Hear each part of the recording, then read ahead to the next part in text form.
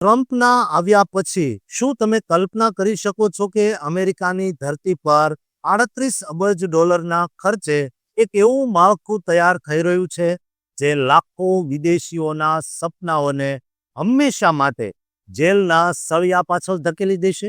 અને શું આ નવો પ્લાન ખાસ કરીને અમેરિકામાં વસતા હજારો ભારતીયો માટે ડિપોર્ટેશનનો સૌથી ટૂંકો રસ્તો સાબિત થશે?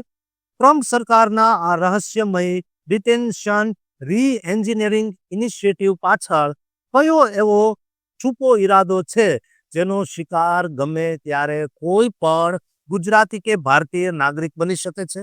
આ વિશાળ જેલ નેટવર્ક અને માસ ડિપોર્ટેશનના ખતરનાક ખેલની એક વિગત આજે હું તમારી સામે લાવી રહ્યો છું.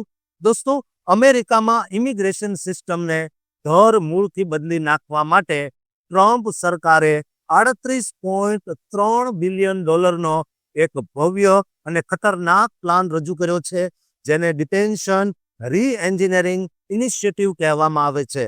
આ પ્રોજેક્ટનો મુખ્ય હેતુ અમેરિકામાં પકડાયેલા ઇમિગ્રન્ટ્સને રાખવા માટેના જેલ તંત્ર એટલે કે ડિટેન્શન સિસ્ટમનો સંપૂર્ણ કાયાકલ્પ કરવાનો છે, જેથી દેશ નિકાલ એટલે કે ડિપોર્ટેશનની પ્રક્રિયાને ખૂબ જ ઝડપી બનાવી શકાય. આ પ્લાન મુજબ 8 મોટા ડિટેન્શન સેન્ટરોને ફરીથી નવા કરવામાં આવશે અને 16 નવી પ્રોસેસિંગ સાઇટ્સ બનાવવામાં આવશે, જેમાં એક સાથે 10,000થી વધુ લોકોને રાખવાની ક્ષમતા હશે.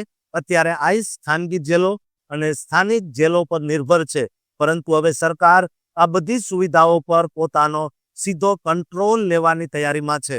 ફેબ્રુઆરી 2026 સુધીમાં અમેરિકાભરમાં લગભગ 70,000થી વધુ માઇગ્રન્ટ્સ ડિટેન્શનમાં હતા અને આ નવા પ્લાનના ફંડિંગ કોંગ્રેસના one big beautiful big act હેઠળ કરવામાં આવશે.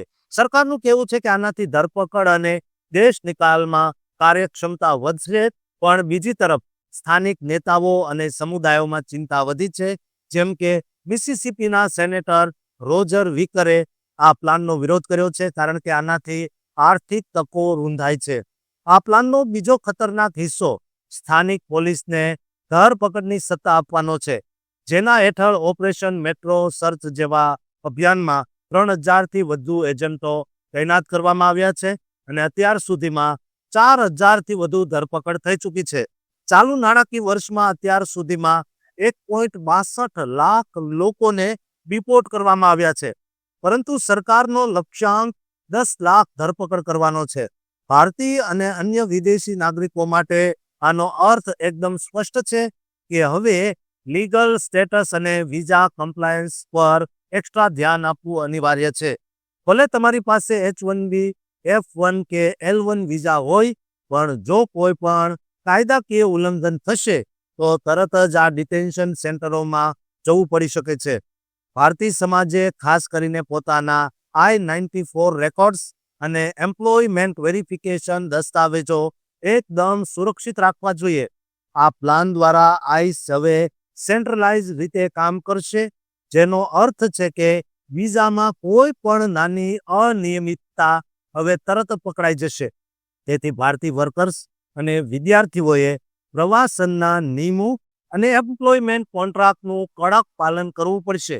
જો કોઈને પણ લીગલ નોટિસ મળે તો તરત જ ક્વોલિફાઈડ ઇમિગ્રેશન એટર્નીનો સંપર્ક કરવો જોઈએ. આ ઇનિશિયેટિવ માત્ર જેલોની ક્ષમતા વધારવા માટે નથી, પરંતુ તે માસ એરેસ્ટ અને માસ ડિપોર્ટેશનની કાર્યક્ષમતા વધારવા માટેનું એક મોટું હથિયાર છે. જો તમે કાયદાકીય રીતે જાગૃત હશો અને તમારા ડોક્યુમેન્ટેશન મજબૂત હશે, તો જ આ કડક કાર્યવાહીના સમયમાં સુરક્ષિત રહી શકાશે. આ સમગ્ર વિગત અમેરિકન ઇમિગ્રેશન વિભાગના દસ્તાવેજો અને રિપોર્ટ્સ પરથી લેવામાં આવી છે, જેથી તમે આ બદલાતી પરિસ્થિતિને ગંભીરતાથી સમજી શકો. દોસ્તો, જો તમને આ માહિતી ઉપયોગી લાગી હોય તો અમારી ચેનલને લાઈક અને સબસ્ક્રાઇબ જરૂર કરજો અને આ વિડીયોને ખૂબ જ આપણા દોસ્તો, મિત્રો અને NRI ભાઈઓ સુધી શેર કરજો. ધન્યવાદ.